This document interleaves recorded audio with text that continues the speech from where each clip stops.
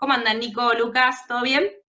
Bien, bien, Hola José, hola Nico, ¿cómo andan? Muy bien, por suerte. tranqui. Bueno, espero que ustedes también ansiosos con esta clase. Hegemonía sé que es uno de los preferidos. No sé si está en el top 3 como Milcíades Peña, pero anda. Es una de las palabras preferidas de la facultad nuestra, de nuestra carrera. ¿Mm? Que está Totalmente, un bueno. concepto clave para la materia, para la carrera y para entender los órdenes sociales, un concepto elemental. No, y que por eso me parece que está buenísimo que esté, insisto otra vez con lo mismo, que esté esta nueva materia en primer cuatrimestre, primer año, porque si no lo que pasa, lo que nos pasaba a los que fuimos estudiantes del plan viejo, es que hegemonía iba apareciendo en distintas materias, nunca tenías Con una clase distintos solo conceptos, con distintos además. conceptos y se transformaba como medio en un significante vacío, viste, que lo usábamos en los parciales. Y no, porque la hegemonía lo ponías ahí a ver si pasaba y sumaba un punto. Bueno, Era Sí, así. significante sí, vacío es otra palabra, además, Otra. que aparece ni mucho. hablar. Sí, bueno, pasa eso. A veces usamos los conceptos sin recordar las corrientes teóricas en las que se inscribieron y para qué se crearon, para qué función cumplían en ese contexto social. Por eso vamos a empezar hoy con el precursor de este concepto, que es Antonio Gramsci, para entender bien qué estaba observando y qué quería criticar, complejizar y reformular del marxismo. ¿Sí? Nosotros venimos en una clase donde vimos el marxismo clásico, el primer marxismo, el marxismo de Marx y Engels, el manifiesto comunista, que después también va a tener muchos diálogos antes de Gramsci, digamos, va a haber reformulaciones en el medio. Ya para cuando Gramsci escribe había toda una organización política bastante consolidada, por lo menos en Europa, el Partido Comunista, el Partido Socialista, había digamos, había tenido su impacto el texto de Marx y toda la corriente filosófica, política, teórica que había creado. Pero bueno, había una realidad distinta. Vamos a tratar de hacer un recorrido por la obra de Gramsci, que como les decía es este pensador que va a introducir el concepto de hegemonía, y que muchas veces se nombra siempre en toda la carrera, en todas las materias, pero nunca se lee directamente a Gramsci, nunca se trabaja con los textos de Gramsci. Claramente esto tiene una dificultad que es que, bueno, los textos de Gramsci son apuntes de la cárcel, ¿no? Son sus cuadernos que él hacía hablando muy metafóricamente, tratando de escapar a la censura de sus carceleros, ¿no? Entonces es un texto como desordenado, digo, son más bien antologías de Gramsci, no es un libro que uno pueda dar claramente en la facultad, por eso por ahí no se lo toma directamente, pero está bueno que veamos ahora algunas frases como para entender también desde sus propias palabras cuál era la sociedad que estaba viendo, ¿sí? Como les dije recién, les adelanté, estaba en la cárcel Gramsci. ¿Por qué estaba en la cárcel? Porque era comunista, era un dirigente, uno de los fundadores del Partido Comunista Italiano, y a mediados, más o menos 1920, ya había un auge importante de esto que él observa, que es una contrarrevolución conservadora. Se había instalado el nazismo, se había instalado el fascismo, entonces él, bueno, claramente es encarcelado, y desde la cárcel se pregunta qué pasó, o sea, qué pasó con el marxismo. ¿Se acuerdan que en la clase pasada veíamos que el marxismo decía, todo esto va a suceder y vamos a llegar a la revolución, vamos a llegar al comunismo? ¿Por qué? Porque la estructura evoluciona de determinado modo, el desarrollo capitalista va a ir generando unas condiciones que van a llevar a la lucha de clases y a la revolución del proletariado. Entonces Gramsci dice, bueno, ¿qué pasó? Todo lo contrario, ¿qué pasó? Ahora los trabajadores son perseguidos, son asesinados, estamos en esta situación de autoritarismo total, después de que hubo una revolución burguesa centrada en la democracia, en la libertad, en la igualdad, y de repente había un retroceso de tal magnitud, ¿sí? Entonces, él empieza a comparar la situación de Oriente y de Occidente. También recuerden que en paralelo fue la Revolución Rusa, ¿no? En paralelo había el comunismo triunfado, pero en Oriente, en un lugar donde no estaban dadas las condiciones de desarrollo capitalista, todo lo contrario, había una sociedad campesina, muy aislada, atrasada, entre comillas, ¿no? Donde la sociedad civil no estaba desarrollada, el capitalismo tampoco, no había un desarrollo industrial como en Europa. Entonces, ¿qué pasó? Que allá le cortaron la cabeza al zar y accedieron al poder, y en Europa tenían esta contrarrevolución conservadora. Esa es la pregunta que se hace, ¿no? Entonces, bueno, él dice que va a haber dos formas de conquistar el poder, que las va a simbolizar con dos metáforas. Él utiliza mucho estas metáforas bélicas, porque de vuelta, él estaba tratando de evitar la censura de su carcelero, ¿no? Entonces va a utilizar unas metáforas bien de guerra. Y él decía que podía darse la revolución por, o bien, una guerra de maniobra, o bien una guerra de posiciones. Que lo que había sucedido en Oriente era efectivamente que hubo una guerra de maniobra, ¿no? Una guerra de maniobra es donde hay dos ejércitos enfrentados, y la maniobra de uno, ¿no? Dos ejércitos, simbolicemos la lucha de clases, ¿no? Dos clases sociales enfrentadas, donde la maniobra de uno hace que bueno, que resulte victorioso de esa lucha y pueda tomar el poder del Estado como para destruirlo en su momento, ¿no? Porque también la evolución clásica del marxismo, que no sé si lo dijimos, pero lo podemos recordar, tenía dos momentos de esa revolución, que era uno, la dictadura del proletariado, ¿no? Cuando el proletariado tomaba el Estado, tomaba los medios de producción, para después destruir ese Estado, ¿no? En el momento comunista, después del proletariado haber tomado los instrumentos de producción, los socializaba para que todos puedan tener los instrumentos de producción, y después abolía la propiedad privada, abolía el Estado, porque ya nada de eso iba a ser necesario en el momento del comunismo, ¿sí? Entonces, bueno, era posible entonces, como sucedió en Oriente, en Rusia, hacer una guerra de maniobra, cortar la cabeza al zar y acceder al Estado, acceder al poder político de una comunidad. Pero eso no estaba sucediendo en Europa. ¿Por qué? Bueno, porque él veía que había una sociedad civil que estaba mucho más imbrincada con el Estado, ¿no? No era tan clara la separación entre poder político y sociedad civil, entre Estado y sociedad civil, ¿no? En las sociedades más medievales hay un rey y el pueblo, no hay nada en el medio. Pero en las sociedades burguesas, ¿qué pasaba? Había un montón de instituciones que mediaban ese poder, ¿no? Gramsci dice algo así como que el rey esconde su corona en el Congreso, ¿no?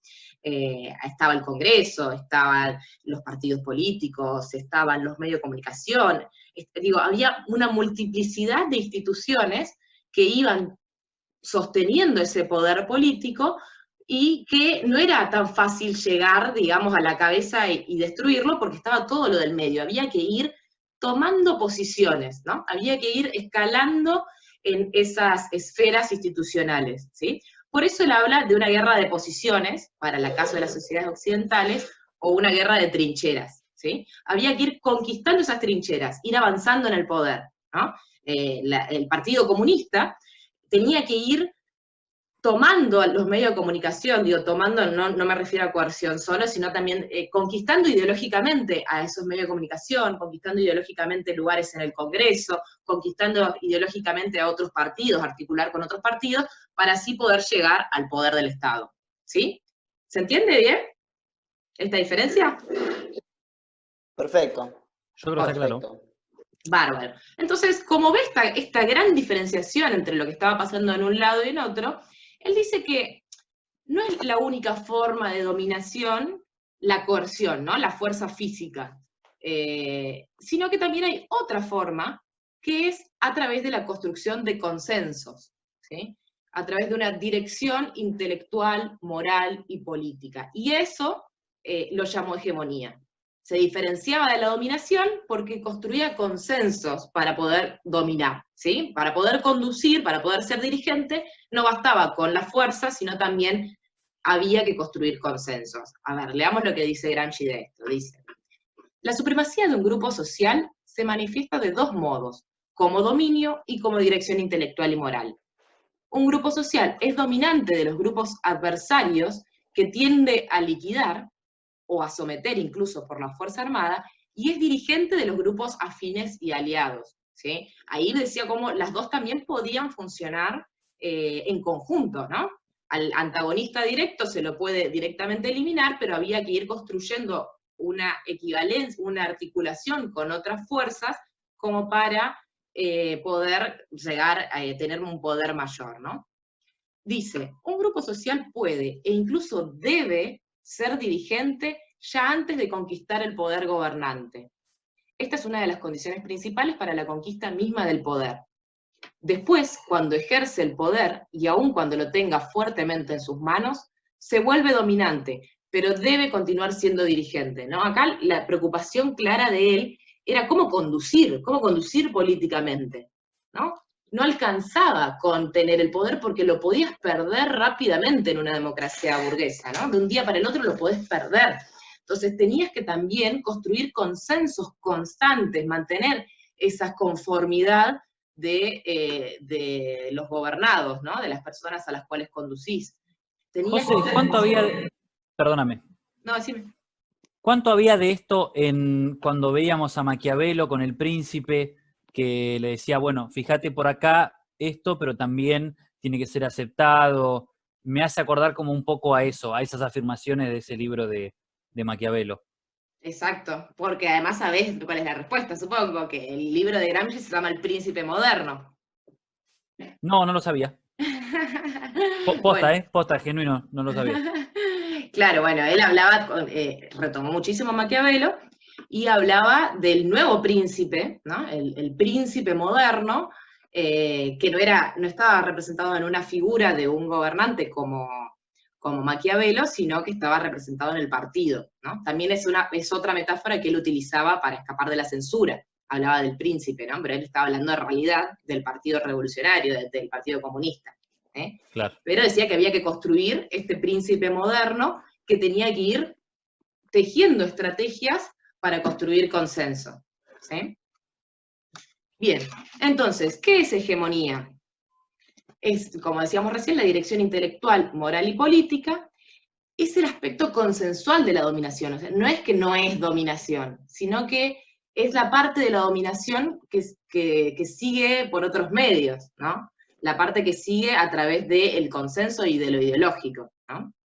Y esto es muy importante para nuestra carrera. O sea, el aporte de Gramsci es fundamental para la carrera de comunicación, porque es el que introduce en las ciencias sociales la cuestión del discurso, la cuestión de que la batalla se da en el terreno de la cultura, ¿sí? En el terreno de la ideología. ¿Cómo se construye consenso? Bueno, claramente se construye a través de una batalla discursiva, de una batalla cultural. Bien, entonces lo que hace Gramsci es cuestionar esta relación dicotómica, dialéctica y determinista entre la estructura y la superestructura. ¿Se acuerdan que el marxismo decía que la estructura material determinaba completamente esa estructura ideológica, ¿no? Según el sector social, la clase social al que pertenezcamos, íbamos a tener una relación con esa ideología, sea de conciencia plena, conciencia para sí, o de falsa conciencia, ¿sí? Entonces, lo que va a decir Gramsci es que esto no es determinado de abajo hacia arriba, no es de estructura a superestructura, sino que hay una articulación compleja entre ambas, ¿sí? Entre lo ideológico y lo material hay una articulación compleja. ¿Esto qué quiere decir? ¿Que solo lo ideológico es importante? No. Incluso se va a plantear cómo es importante que el consenso esté sustentado materialmente, ¿no? No es que solo te puedo vender palabras y con eso hago la revolución, sino que también la conducción política e ideológica tenía que tener un sustento material, ¿sí? No es que nos olvidamos de la materialidad de la vida, ¿sí? Entonces hace este viraje que para nosotros es muy interesante en las carreras de comunicación, que es pasar de pensar la comunicación como un proceso de dominación, piensen en bueno, la ideología que te domina y que por eso actúas en favor de los intereses de la clase dominante, ¿no? Los aparatos ideológicos del Estado que están en manos de la burguesía y que entonces convencen a las clases proletarias de que tienen que hacer esto en contra de sus intereses, ¿no? Esa visión de la comunicación como proceso de dominación se va a discutir y vamos a empezar a pensar, gracias al aporte de Gramsci, en la dominación como un proceso de comunicación. ¿Sí? Para dominar era necesario hacer un proceso discursivo, comunicacional. La comunicación tenía que aportar para que una clase pueda devenir dirigente. ¿Sí? Bueno, Que lo fíjese. podemos ver en muchísimas dimensiones. Ahora, o sea, nosotros les damos esto para que ustedes también lo puedan pensar en torno a un montón de cosas. José mencionó el Estado y que cada 4 años vamos todos a votar 1000 cosas. No sé, en mi grupo de amigos yo soy siempre el que hace el asado y yo no soy, estoy lejos de ser el que mejor cocina o el que mejor hace el asado. Pero ¿qué pasó? La primera vez alguien dijo, ¿quién lo hace? Y yo dije, yo lo hago. Entonces quedó. Hay un montón de microprocesos comunicativos que podemos trabajar, que podemos analizar. Mejor pensemos en las elecciones que porque soy yo el que prende la parrilla cuando en realidad no tengo ni idea, es pura comunicación. Pero ¿qué pasa? Es también vender algo que efectivamente funciona a través del convencimiento. El conductor del asado, de las reuniones sociales. Exactamente. Sos el dirigente de ese proceso. Exactamente. Revolucionario. Exactamente. El príncipe moderno de Gramsci. Digo, por ahí llevándolo un poco al texto, digo, también es posible que nosotros podamos hacerlo palpable en situaciones políticas de la actualidad. Digo, este texto habla de 3 periodos históricos que son el alfonsinismo, el menemismo y el del arruismo. Digo, pero también lo podemos llevar a una historia reciente que es el macrismo. Nosotros vimos en el 2015 cómo se impone un relato, un particular se impone como relato hegemónico, gana las elecciones, digo que era, no sé, el antagonismo, la corrupción, el pasado, esto, como en ese momento parecía que eso se iba a instalar, iba a quedar durante 8 o 20 años, y de pronto son 4 años, se desarma, pero se desarma puntualmente por esta materialidad también que vos decías recién, José, ¿no? Porque bueno, con palabras, con discurso, digo, no alcanza, también tiene que haber una materialidad política, económica y demás, digo, y eso también habla de la contingencia, que es una palabra que vamos a ver mucho en esta carrera también y en esta materia, digo, de cómo todo está en constante movimiento, cómo lo que podría ser de una manera puede ser de otra, ¿no? Bien, bien. Quédense con esas palabras porque las vamos a ver ahora en las siguientes placas, con contingencia y con particular. Ahora lo vamos a trabajar bien. Bien, no entonces, con asado. no con asado, eso bórralo porque fue un aporte innecesario. Sale un aporte que no suma nada. Nos quedamos con contingencia. Cuando termine el coronavirus, Z nos va a invitar a todos a comer un asado. Aunque bueno, ya está todo dado para que cuando termine, prendemos, listo, no importa. Contingencia. Bien, entonces Gramsci dice, si la clase dominante ha perdido el consentimiento, ¿sí? El consenso, o sea, ya no es dirigente, sino solo dominante, detentadora de la mera fuerza coactiva, ello significa que las grandes masas se han desprendido de las ideologías tradicionales, no creen ya en aquello en lo cual antes creían, etc.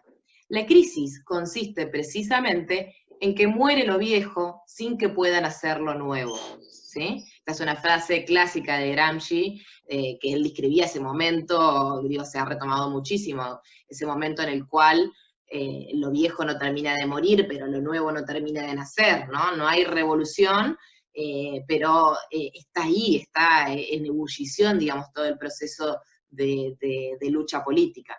Pero quedémonos con esto, que para él era muy importante, se preocupaba por esto, por cómo se construye una voluntad colectiva, ¿no? Estamos hablando básicamente de política, cómo se genera el momento de lo político, en lo cual un partido o una ideología va construyendo articulaciones y consensos. Entonces dice, el momento político es aquel donde se logra la conciencia de que los propios intereses corporativos, en su desarrollo actual y futuro, superan los límites de la corporación, de un grupo puramente económico, y pueden y deben convertirse en los intereses de otros grupos subordinados. ¿Sí? Cuando se supera lo corporativo, que es el momento sectorial, ¿no? De representar a un sector, a una clase, y se llega al punto en el cual uno comprende que tus intereses deben ser los de todos, deben, vamos a tomar una palabra, universalizarse los intereses, ¿no? Esos intereses particulares, esos intereses de un sector, tienen que ser universales porque le hacen bien a la comunidad, a la totalidad de la humanidad, ¿no? Esto era lo que efectivamente había sucedido con la burguesía. La burguesía construyó hegemonía y universalizó sus intereses particulares, ¿no? Que lo sigue universalizando. Cuando pensamos que el consumo, que el mercado nos va a hacer felices, que nos tenemos que autorrealizar a través del libre mercado individualmente, digo, todo eso es la ideología de la clase burguesa particular, porque a ellos sí les sirve, a ellos sí les es funcional, pero que la universalizan a toda la sociedad. Entonces todos actuamos como si fuesen nuestros propios intereses, actuamos en este mercado como si la felicidad estuviese en el éxito individual, en acumular dinero, acumular mercancías, acumular todos los equipos tecnológicos y toda la ropa de lo último, de no sé qué, ¿no? Entonces, lo que él dice no es que ese es un proceso político, es un proceso naturalmente político, o sea, esencialmente político para Gramsci, no natural, esencialmente político. Lo que sucede es que había que hacer el camino inverso, y los trabajadores deberían, los proletariados deberían universalizar sus intereses reales, ¿sí? Que los intereses de la clase trabajadora sean los de toda la sociedad. Y ese interés claramente era la revolución y el comunismo, ¿sí? Entonces, ¿qué va a suceder para Gramsci o qué podía suceder? Porque ahora ya no es qué va a suceder, ya no hay una necesariedad absoluta, ¿sí? Recuerden que recién veíamos cómo él criticaba de Marx ese determinismo entre la base económica y la superestructura ideológica, ¿sí? Él va a decir, no hay una relación directa necesaria, no es que va a suceder así sí o sí, sino que puede llegar a romperse esta amalgama entre estructura y superestructura, ¿sí? Esta amalgama en la cual parece que están totalmente unidos, que la estructura material y la ideología son una cosa que no se distingue, que no se cuestiona por el común del pueblo, ¿no? Eso es lo que para Gramsci es un bloque histórico. Un bloque histórico es ese en el cual hay está totalmente naturalizada esa relación entre estructura económica y ideología dominante, ¿sí? Es esto que hablábamos hace un par de clases de la determinación de estructura sobre estructura, de si soy hijo de ricos, voy a hacer esto de mi vida, y si no, soy hijo de pobres, voy a hacer esto de mi vida, que decíamos hace un par de clases, que es bastante más complejo pensando en esto mismo. Yo había dicho algo como, si sos hijo de ricos, en 1800 te va a gustar ir a la ópera, al teatro, y si no lo sos, por ahí te va a gustar jugar a la pelota. Lo que aparece con Gramsci es que esto es muchísimo más complejo y que hay un montón de cosas actuando y en todo en realidad, esto. el tema no es ser hijo de, porque vos te podés aburguesar, o sea, vos podés devenir burgués. Claro, la ideología dominante. El tema era tener los medios de producción, o sea, tener el capital, no tener que vender tu fuerza laboral como trabajo. Si tenés el capital, entonces tenés la ideología de la burguesía, ¿no?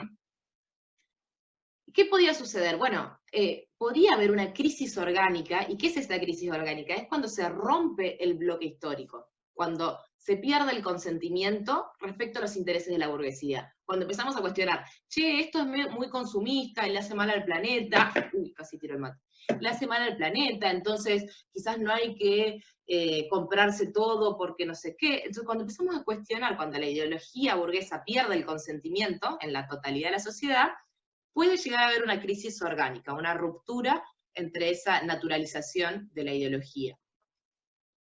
Los intelectuales orgánicos para Gramsci van a tener un rol fundamental en la ruptura de ese consentimiento y en la construcción de un nuevo consentimiento, ¿no? Los intelectuales orgánicos, ya lo han visto en el práctico, porque leyeron Gramsci en el práctico, son aquellos que expresan los intereses de un sector, de una clase, ¿sí? Son los que pueden ser orgánicos, tanto a la burguesía como al proletariado, ¿no? No es que hay solo intelectuales orgánicos revolucionarios, sino que puede haber intelectuales orgánicos burgueses, pero en este caso, los intelectuales orgánicos del proletariado podían llegar a deconstruir esa dirección dominante, ¿no? Esa ideología dominante.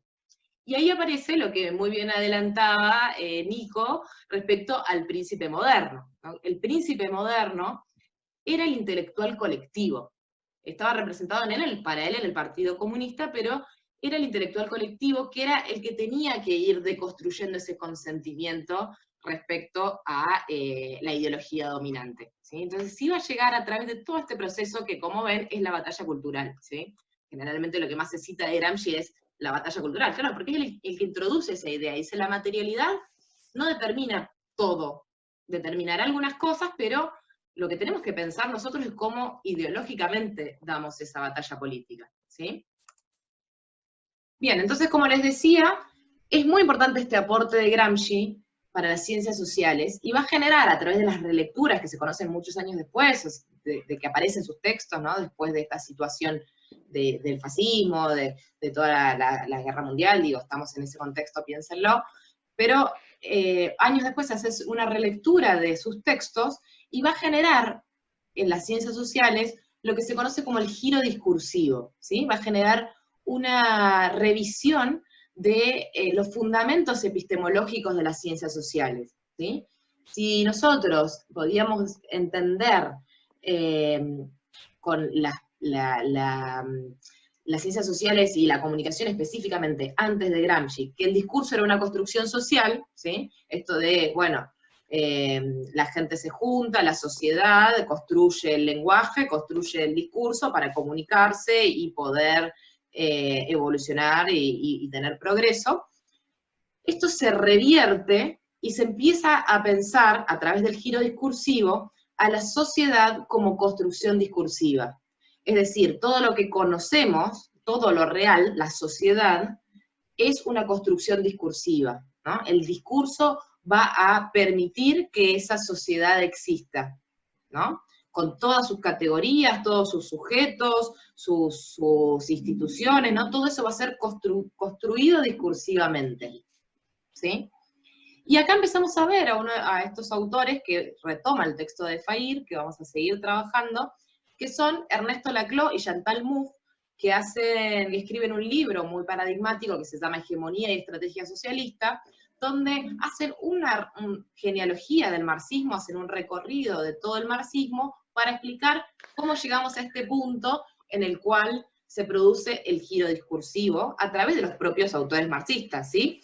Ellos van a ser conocidos, no se nombraban así ellos, pero van a ser conocidos como post-marxistas, porque su base es fundamentalmente marxista, ¿no? Igual que Gramsci. Estamos siguiendo de esta línea teórica de las que trabajaba Giddens, nos vinimos por una de las líneas, que es el marxismo, y estamos recorriendo el siglo XX de esa línea teórica, ¿sí? Entonces dicen Laclau y Mouffe, lo que se niega no es la existencia externa al pensamiento de dichos objetos, ¿sí? No es que no existe una materialidad, no, sino la afirmación de que ellos puedan constituirse como objetos al margen de toda condición discursiva de emergencia, ¿sí? ¿Esto qué es? Un termo. Un termo. Bien. Ustedes necesitan el significante termo, la palabra termo, para saber qué uso le doy yo a esto. Si no, simplemente es un objeto azul. Exacto. ¿No? Entonces, no hay forma de significar este termo si ustedes, incluso, digo, por ahí en otro país no entienden qué es esto, ¿no? Si estamos en un lugar que no saben ni lo que es el mate, no saben por qué yo tengo un termo acá en la mano. Entonces, para ellos va a ser como algo abstracto, algo irreal en ese sentido, porque no se conoce su uso, no se conoce su función, ¿sí? Entonces, todo lo real no es que no existe la materialidad, sino que no aparecen ante nuestra inteligibilidad, sino es a través del discurso, ¿sí? ¿Podríamos decir que fuera del discurso no hay nada, José? Podríamos más o menos decir eso. Ahora vamos a ver por qué en la segunda parte de esta frase. Dice, en la raíz del prejuicio anterior se encuentra un supuesto que debemos rechazar, el carácter mental del discurso. Frente a esto, afirmaremos el carácter material de toda la estructura discursiva. Es decir, las palabras son materiales, ¿sí? Yo puedo hacer cosas con palabras, yo puedo dañar a otro con palabras, no piensen en todos los estigmas, los estereotipos que existen y que van condicionando o que van también ofendiendo a sujetos solo con palabras, ¿no? Es decir, yo, por ejemplo, la categoría estigmatizada pibe chorro, ¿no?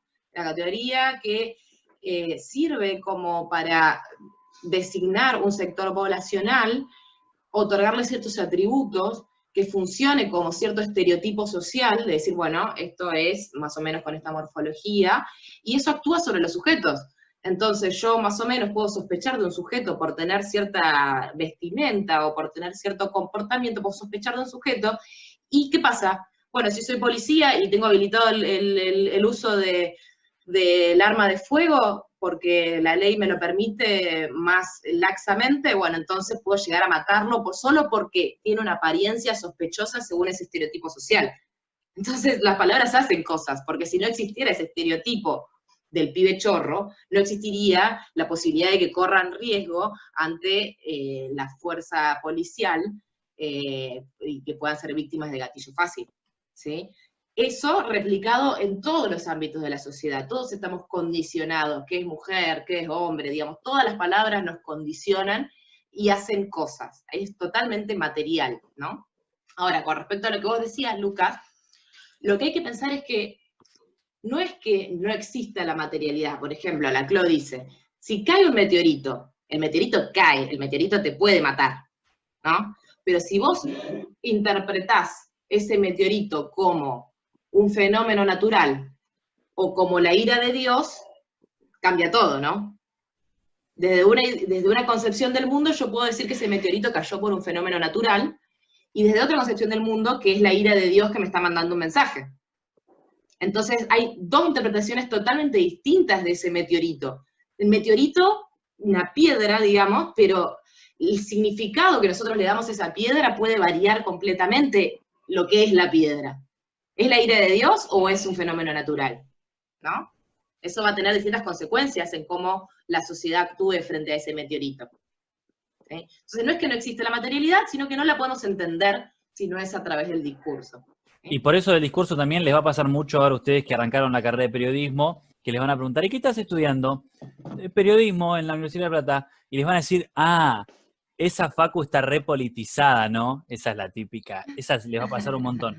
Algo que nosotros defendemos mucho es la politización de las cosas, en el sentido de que hay que tomar una postura, porque todo puede tener una segunda visión, una segunda perspectiva, una mirada crítica. En ese sentido, por eso cuando a mí me dicen, estudiaste en esa facultad, está repolitizada, sí, justamente porque nos planteamos un montón de preguntas con un montón de cosas que a veces son políticas, que puede ser la caída de un meteorito, si es por ira de Dios o es por un evento natural, como también pueden ser una infinidad de cosas más, que también tienen estas 2, 3, 4, 10, 20 vertientes distintas. Exactamente, y además, lo que deberíamos preguntarnos en realidad es, ¿qué es todo lo que falta politizar? Porque el problema está en lo que nosotros creemos que es natural y no lo es, porque es histórico, porque responde a ciertos intereses de una clase, ¿no? Y que está naturalizado. La única forma de descubrir, cuestionarnos sobre el sentido de esas cosas es politizándolo, ¿no? Viendo las distintas posiciones que hay sobre un mismo asunto. Eso es politizar. Bien, entonces, el giro discursivo. ¿Qué entienden por discurso? Esto es fundamental para el resto de la materia. Que el discurso construye lo real, es decir, primero hace posible o impide lo real. Hace posible o impide, primero lo construye, y segundo, digamos, en segunda instancia lo expresa o lo describe. Pero sí, primero necesitamos esas palabras para hacerlo realidad, ¿sí?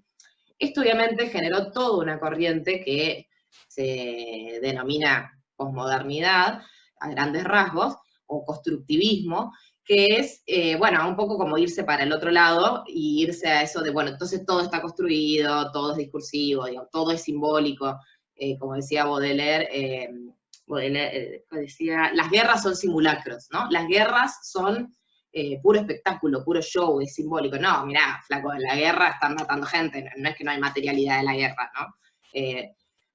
Los posmodernos se pasaron un poco de mambo, después ya lo vamos a cuestionar un poco más, pero se pasaron un poco de mambo en decir, bueno, todo es discursivo, entonces no se puede construir ningún universal, porque hay miles de interpretaciones, el perspectivismo radical de Nietzsche. Hay miles de interpretaciones. Mi pregunta fue súper posmoderna, podríamos decir, ¿no? Sí, un poco. No, pero bueno, el problema es que hay muchos docentes o periodistas o teóricos posmodernos todavía, ¿no? Y que es una corriente que tiene mucha influencia en la actualidad. Y bueno, nos pasa eso también, que por ahí, digo, el posmodernismo tiene una productividad intelectual impresionante, porque permite cuestionar todo, pero no permite después construir algo conjunto, ¿no? No permite construir un nuevo universal, porque todo sería relativo. Por ejemplo, la idea de los derechos humanos universales.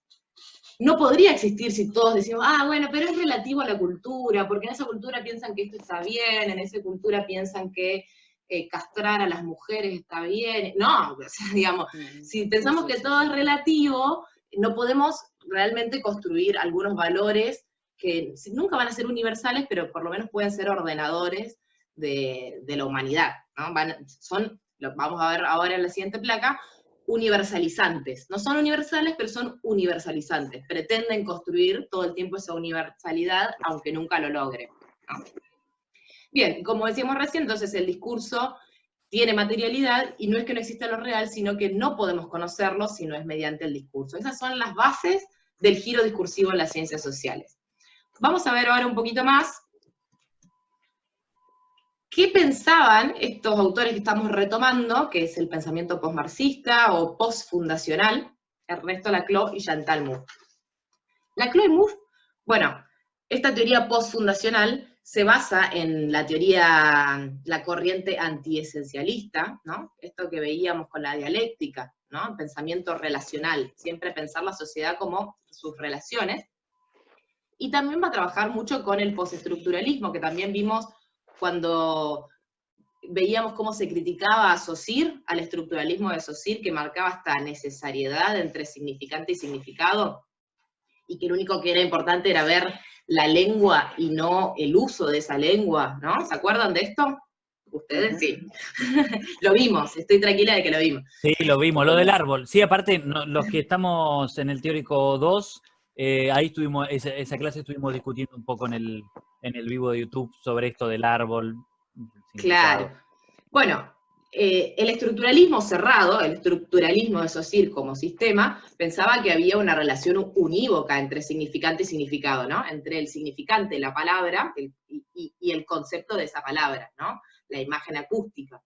Esto lo va a romper el postestructuralismo, va a decir, no, porque puede haber muchos significados para un significante. No es que el signo es una totalidad cerrada, sino que lo que predomina en la sociedad es la polisemia, ¿sí? ¿Qué es polisemia? Muchos significados, polisemia, muchos significados para un mismo significante. Entonces, el significado de madre no es solo uno. Hay una disputa de distintos significados sobre ese significante madre, ¿no? Y va a haber una disputa en cuál de esos significados es hegemónico en cada momento histórico. Es decir, cuál es la equivalencia entre significante y significado que se naturaliza en cada momento hegemónico. Entonces decimos, bueno, madre es ama de casa, madre es, sensible, mujer es sensible, ¿no? Esa equivalencia se hace un punto nodal, que es lo que retoma Hernán Fair, ¿no? O sea, aparece como si fuese esencial. Pero no hay nada de esencial en eso. Por eso es un pensamiento postfundacional. No hay fundamentos.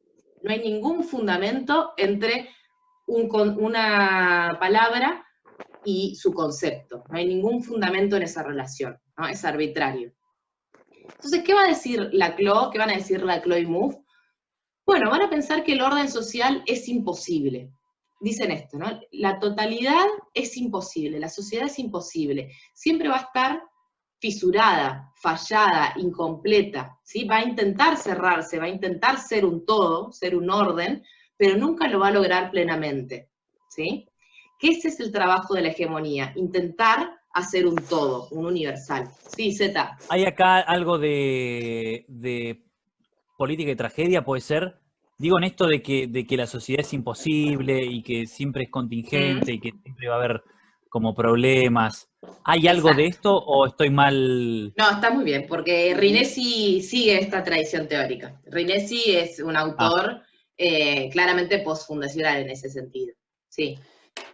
El no poder clausurar es que siempre haya conflicto. Siempre va a haber una transformación, un movimiento, un dinamismo, dado por esa imposibilidad de la sociedad, ¿sí? Va a decir Laclau, por estar penetrada por su reverso, por su negatividad, ¿no? Por su exterior constitutivo. Como siempre va a haber un exterior constitutivo, una negatividad, entonces la sociedad no va a poder cerrarse plenamente. Incluso cuando nosotros ampliemos esa sociedad e incorporemos a un otro que estaba por fuera, va a crearse uno nuevo en el exterior, porque necesitamos para ser sociedad decir que no somos algo, ¿no? Para decir que somos argentinos, tenemos que no ser otra cosa, ¿no? Entonces siempre una identidad se genera por esa oposición, por esa relación, no solo por identidad, sino también por diferencia, ¿sí? Entonces, esta inestabilidad de lo social hace que tengamos que pensar no solo la necesariedad, digamos, cuando pensábamos el marxismo, pensábamos en la necesariedad de la historia, ¿no? Como una serie de etapas necesarias nos iban a llevar a cierto punto, sino que esta corriente incorpora la lectura de la contingencia, como bien adelantaba Lucas. La contingencia es importante en la historia, porque es lo que introduce la acción humana, la acción política, ¿no? Entonces, para la Chloe Mouffe, la sociedad va a ser necesariamente contingente y contingentemente necesaria. ¿Qué quiere decir esto? Además de que es un trabalengua muy bonito. Necesariamente contingente es porque necesariamente cambia, necesariamente se transforma, necesariamente no se puede cerrar, ¿sí? No puede ser una totalidad plena. Pero también es contingentemente necesaria, o sea que contingentemente, históricamente, va a ser fijada precariamente, porque se va a transformar, pero va a ser fijada porque necesitamos tener una necesariedad en la vida, como para ordenar nuestra cotidianidad, ¿sí? Necesariamente contingentemente vamos a tener que tener cosas necesarias, como por ejemplo, saber que esto es termo, ¿no? Todos interpretamos que esto es termo, no vamos a discutir el sentido del termo, porque si no, nos volveríamos un poco desquiciados, ¿sí?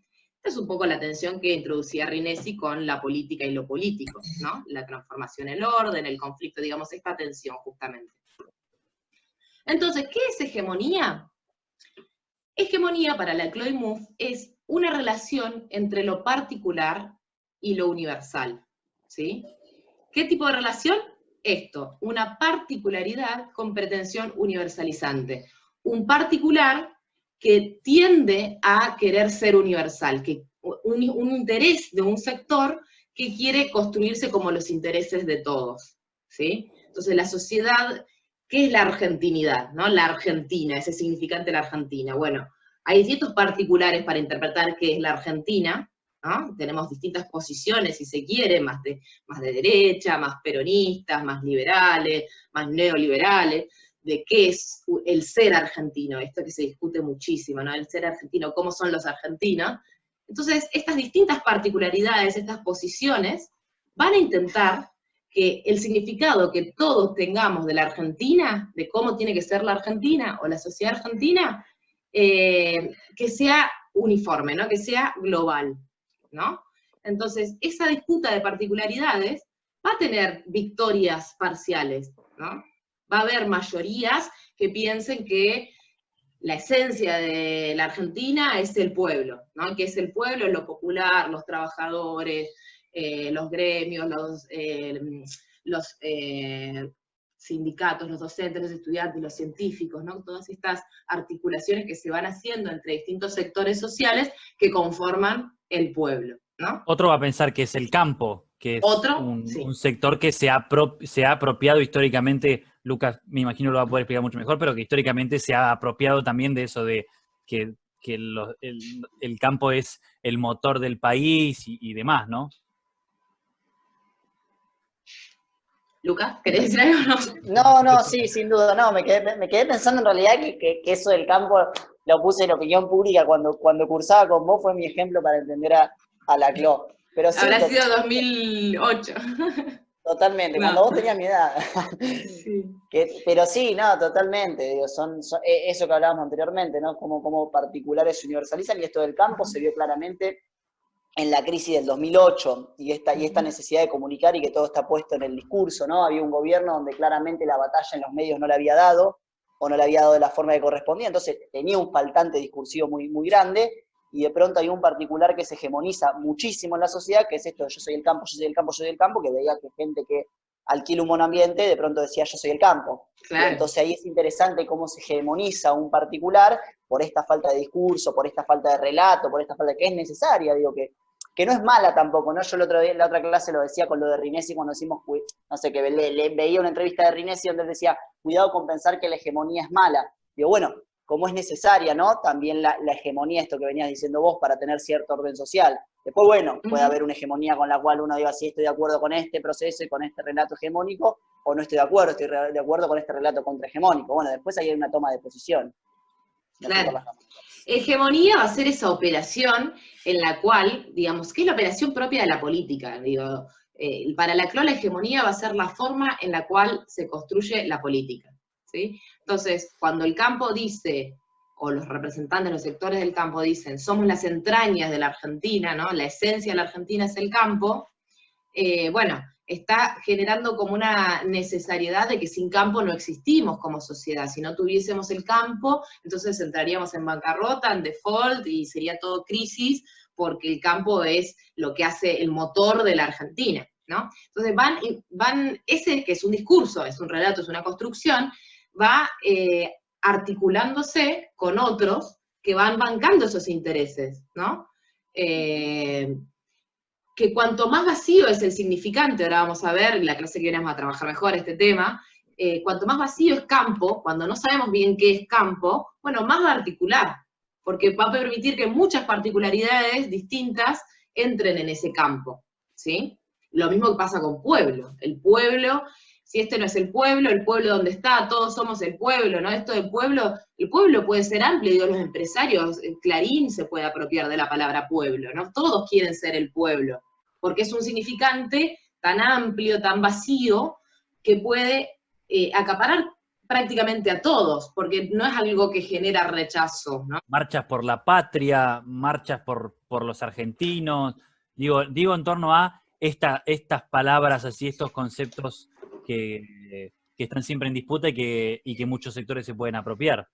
Digo, pero está bueno ver, digo, cómo esta marcha, digo, que no hay que subestimarla por esta contingencia de la que hablamos, porque de pronto nos puede pasar que dentro de 3 años se convoque una marcha en contra del comunismo y congregue 500.000 de personas, digo, es tan cambiante esos procesos históricos, ¿no? Digo, lo vimos ahora, a mí me parece que yo siempre utilizo ejemplos por ahí que yo viví o medios cercanos pero el ejemplo bueno, el texto termina hablando del 2001 y dice, bueno, la historia de ahora se está escribiendo, pero el proceso político del 2003 con Néstor Kirchner es muy palpable en cuanto a construcción hegemónica, mirándolo a Laclau, ¿no? Digamos que Laclau es un intelectual, un referente muy importante del kirchnerismo como intelectual, ¿no? Político. Pero el proceso de cómo él articula distintas demandas, piqueteros, docentes, juventud, viejos, derechos humanos, digo, cómo él articula esas particularidades y las pone en un proyecto político, en un relato político, que podría ser lo nacional, lo popular, lo democrático, el peronismo, el kirchnerismo, digo, es un proceso muy interesante de construcción de hegemonía política de un momento. Que después, digo, se modifica con el tiempo, ¿no? Después, digo, no sé, Cristina se pelea con Moyano 10 años después y el sindicalismo deja de estar tan cercano al gobierno kirchnerista. Digo, después va modificando, pero me parece un proceso político muy interesante para analizarla. Y una forma de analizarlo muy claro es ir a los discursos de los presidentes, ir al discurso de Cristina, por ejemplo, a ver a quién ella nombraba, por ejemplo, cuando hacía un acto en una plaza, ¿no? Ella siempre iba nombrando distintos sectores. Bueno, acá están las madres y las abuelas, los organismos de derechos humanos, están los jóvenes y las jóvenes, están los científicos, están los trabajadores, etcétera, etcétera, etcétera. ¿Por qué hace ese movimiento discursivo? Porque justamente el kirchnerismo, como identidad, como significante vacío también, se va a ir construyendo a partir de esa articulación de todos esos sectores. Entonces hay un montón de actos desde 2003 donde Néstor Kirchner y después Cristina, que van construyendo poder político, van a ir sumando actores a su cadena de equivalencia, ¿sí? Ahora, la clase que viene vamos a trabajar más en torno a cómo se construyen estas cadenas de equivalencia, pero claramente esta es una forma, ¿no? Trabajadores, científicos, jubilados, todos ellos son parte de este pueblo kirchnerista, ¿no? Totalmente. Y te muevo una cosa más, José, digo, sí. Y volviendo al ejemplo del campo, digo, cuando Cristina dice los piquetes de la abundancia, digo, cuando el significante era el campo, la patria, cuando ella dice los piquetes de la abundancia, bueno, está diciendo algo, le está dando un significado, digo, el campo es la oligarquía, lo que nosotros nos enfrentamos, no es la patria, no son los trabajadores rurales que se levantan a las 4 de la mañana a trabajar la tierra, digo, también apela a combatir un sentido común, ¿no? Totalmente. Y que va a ser, digo, como nosotros estamos viendo en los ejemplos europeos, siempre hablamos de burguesía y proletariado, acá, pueblo oligarquía, es la antinomia principal. Lo fue en ese momento, lo fue antes, lo fue y lo sigue siendo, porque cuando hoy estamos discutiendo el impuesto a la riqueza, bueno, estamos hablando justamente de esos sectores concentrados que también hacen su batalla discursiva y hacen que se articulen todas estas diferencias, ¿no? Uno que sale en contra de los médicos cubanos, otro que sale en contra de los choriplaneros, otro que ¿no? Y todo eso se articulan y van construyendo lo que se puede llamar como los intereses oligárquicos, ¿no? Bien, entonces, ¿qué es el discurso? Es justamente esto que decíamos recién como ejemplo, la totalidad estructurada resultante de la práctica articulatoria, ¿no? Entonces, tenemos discursos populares, discursos neoliberales, ¿sí? Son totalidades estructuradas resultado de esa articulación de particularidades, ¿sí? Y esto es importante, como lo dice Laclau y Mouffe acá abajo, que la fuerza particular, digamos, cuando construye hegemonía, asume la representación de una totalidad que es radicalmente inconmensurable con ella. ¿Esto qué quiere decir? Que nunca va a poder llegar a esa totalidad, por eso la sociedad es imposible. Siempre va a estar penetrada por su antagonismo, ¿no? Estas son las dos operaciones fundamentales para la teoría del discurso de Ernesto Laclau y Chantal Mouffe, que hay dos operaciones fundamentales con las cuales se construye la sociedad. La articulación, de la que hablábamos recién, y el antagonismo, ¿sí? Las dos. La articulación es un proceso en el cual dos elementos se articulan y forman otro distinto, ¿sí? El ejemplo claro es A más B igual C, no es que A más B suma y es A, no, es otra cosa diferente. Es decir, si yo a mi movimiento político incorporo a la CGT, me transformo como totalidad, ¿no? Si yo incorporo a el Frente Renovador, me transformo como todo, ¿no? Es una cosa nueva. Cada particularidad que se suma transforma la totalidad de la identidad. Y siempre tiene que ser antagónico a algo, aunque ese antagónico no se exprese, que generalmente no se expresa explícitamente, pero siempre todas las identidades, como son relacionales, son porque no son otra cosa, ¿sí? Eso es lo que generalmente los define, y más en el discurso político. Entonces, hay dos lógicas de construcción de hegemonía para Laclau y Mouffe. La lógica de la equivalencia, ¿sí? Todos estos somos nuestra identidad, y la lógica de la diferencia. Esas dos operaciones son las que claramente se van a ver en todos los discursos políticos. Nosotros le vamos a dejar uno como para que escuchen, uno de Bolsonaro, de la fecha de Asunción, el día de Asunción como presidente, para que vean también esto, ¿qué equivalencias realiza?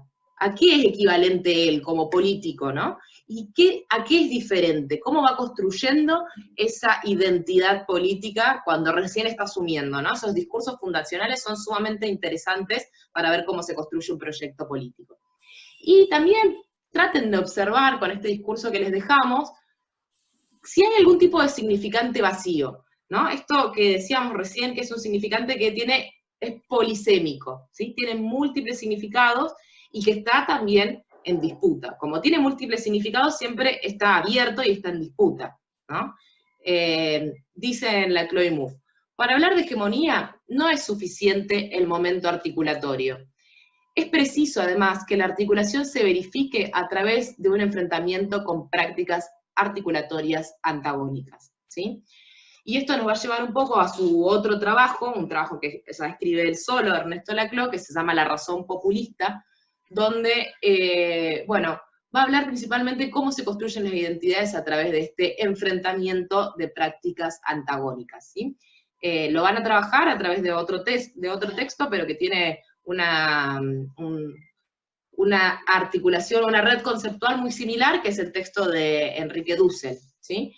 Pero vamos a trabajar específicamente también cómo se construyen las fronteras antagónicas, que es lo que trabaja Hernán Fair. Relean el texto en lo posible, como para poder explícitamente enfocar en cómo se va construyendo la frontera antagónica actual. No quiero dar ninguna respuesta, así pueden trabajar también esto en sus casas. Vayan pensando, bueno, en los 80 él destaca una frontera antagónica, en los 90 destaca otra, en el 2001 destaca otra, ¿Y cómo se podría ir construyendo la frontera política actual? ¿O cuál piensan? Digo, esto no hay una sola respuesta, hay múltiples formas de pensarlo, pero ¿cuál consideran que es esa frontera antagónica actual? ¿Sí? Eso se lo dejamos de tarea para el hogar. ¿El resto se entendió? ¿Cómo lo ven, Yo creo que Lucas, sí. Zeta? Yo no sé Una si Nico... clase Dale, Nico, dale. dificilísima, muy compleja, Es la base mal, para entender todo mal, el resto de la mal. carrera. A mí me queda una duda, pero ¿sabes qué? Me parece que por ahí lo dijiste y yo no estaba prestando atención y me voy a sentir culpable si lo pregunto, pero te lo voy a preguntar igual. Dale. El pensamiento post-fundacional, Sí. ¿es post la fundación de qué? ¿Por qué post-fundacional? Post-fundacional es porque es lo que va a romper el esencialismo de que las cosas tienen fundamentos, ¿sí? Ah, por los fundamentos, ahí está. Yo estaba Fundamentos, pensando. claro, como que el Fundamentos. fundamento es la naturaleza, o el fundamento es el hombre, o ¿no? El pensamiento fundamentalista es, bueno, hay una esencia, ¿no? Detrás de la constitución de las identidades, detrás de los sujetos habría una esencia, habría algo natural. El postfundacional piensa que no hay nada natural, es todo arbitrario, contingente, construido discursivamente, ¿sí? Por eso son Perfecto. postfundacionales. Está bien la Perfecto, aclaración, perfecto. porque no lo había dicho, lo pasé por arriba. ¿Algo más? Y como está demostrado, no tengan miedo de preguntar, aunque por ahí ya José haya dicho algo o algo que digan, uy, no quiero preguntar qué es postfundacionalismo, porque por ahí es obvio, lo vimos en la primera clase, no existe lo obvio, no existe lo que ya se preguntó, lo volvemos a charlar, porque así como a mí me quedó la duda de postfundacionalismo, deben quedar miles en sus cabezas también, así que no tengan miedo, ya sea Lucas, a mí, en el muro, lo que ustedes necesiten para que todas estas cositas que por ahí quedan abiertas las vayamos intentando cerrar. Exactamente. Bueno, nos vemos la semana que viene. Nos Adiós. vemos.